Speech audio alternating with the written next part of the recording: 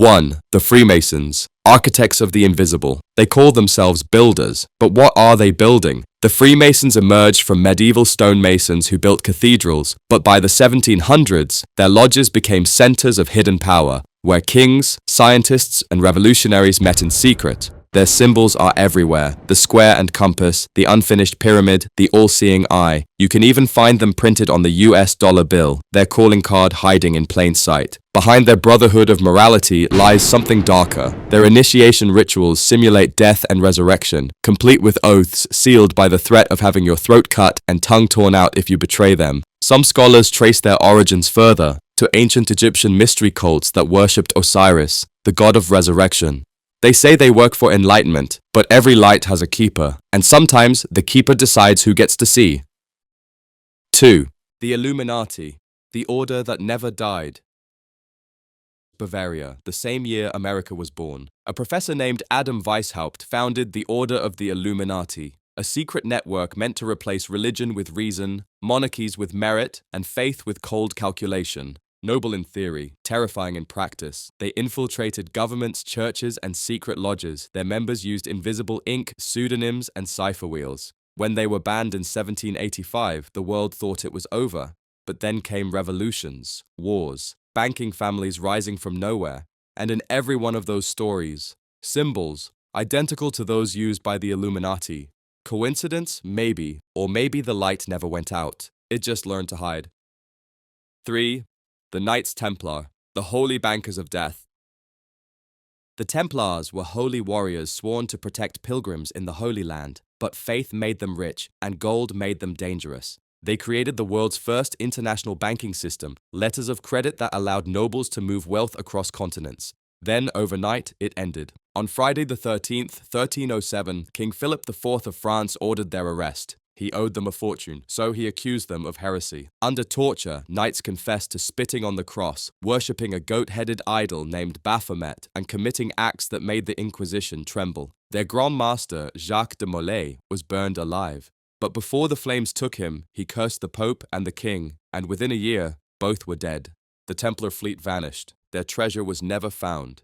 But their symbols, two knights on one horse, the Red Cross, still live inside modern orders. Some say the Freemasons are their descendants. Others say the Templars never died, they just changed uniforms.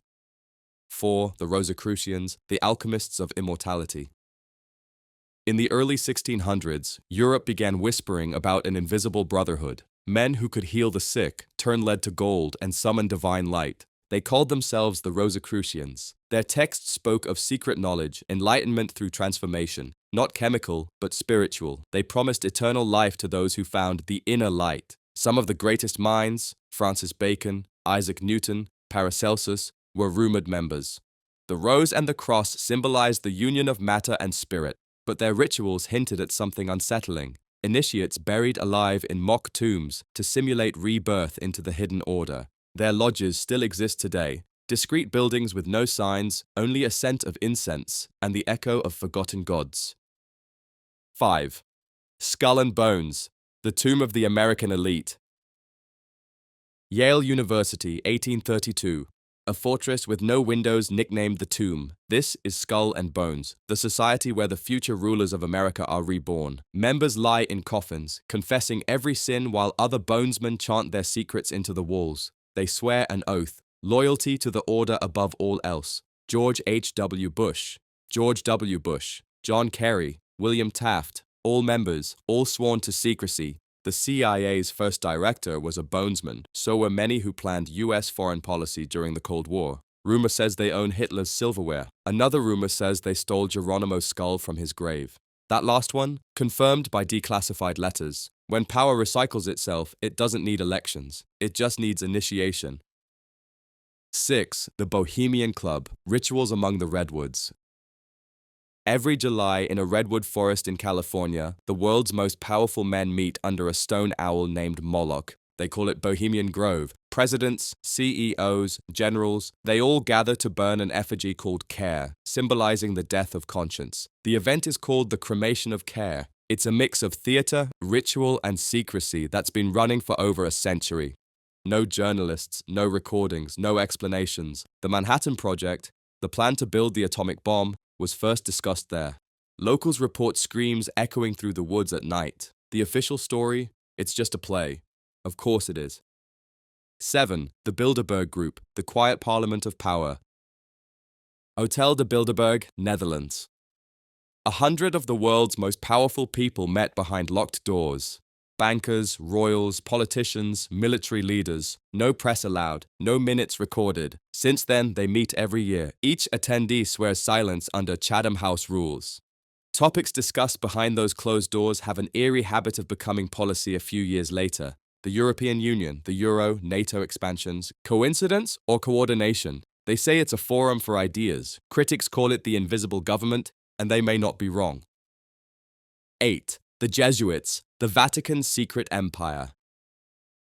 The Jesuits began as a missionary order, the Society of Jesus, but their methods made kings tremble. Their founder, Ignatius of Loyola, demanded absolute obedience to the Pope. Their secret oath, once documented and denounced, pledges infiltration of governments, schools, and religions to serve the Church above all. They built the largest network of universities in history, shaping the elite minds of every nation. They advised monarchs, influenced elections, and trained diplomats who moved nations like chess pieces. Banned in 83 countries for conspiracy, manipulation, and assassination. And yet they always came back. Pope Francis, the first Jesuit pope, now sits on the throne they once swore to serve. The circle, it seems, has closed. 9. The digital orders, the new brotherhoods. The age of candlelight is over. The secret societies didn't vanish. They upgraded. Today, initiation happens through encryption keys, rituals are algorithms, and temples are servers. Private AI labs with black budgets create technologies years ahead of what's public. Closed-door conferences discuss digital immortality, transferring consciousness into code. Dark web groups trade data, influence, and governments the way ancient cults traded gold. Their motto isn't "In God we trust," it's "In data we rule." They no longer need secrecy, just your attention, and that you already gave them. 10. The Society of Silence. Every age believes its rulers are visible. Every age is wrong. The secret societies never vanished. They adapted, always one layer deeper than the eye can see. They built religions, nations, economies, and now machines. Some chase knowledge, some chase control, and some simply chase survival. The scariest part? You'll never know which one you're part of. Because in the end, we all belong to the same order. The order of silence, secrecy, and survival. And the first rule of every secret society is this: you only realize you're in one when it's already too late. Every era has its guardians of power. The question is never whether they exist, but what they want. Some worship God, some worship gold, some worship the silence between both. But if history has taught us anything, it's this: the most dangerous societies aren't the ones we fear. They're the ones we don't believe in, because by the time you start asking questions, they've already written the answers.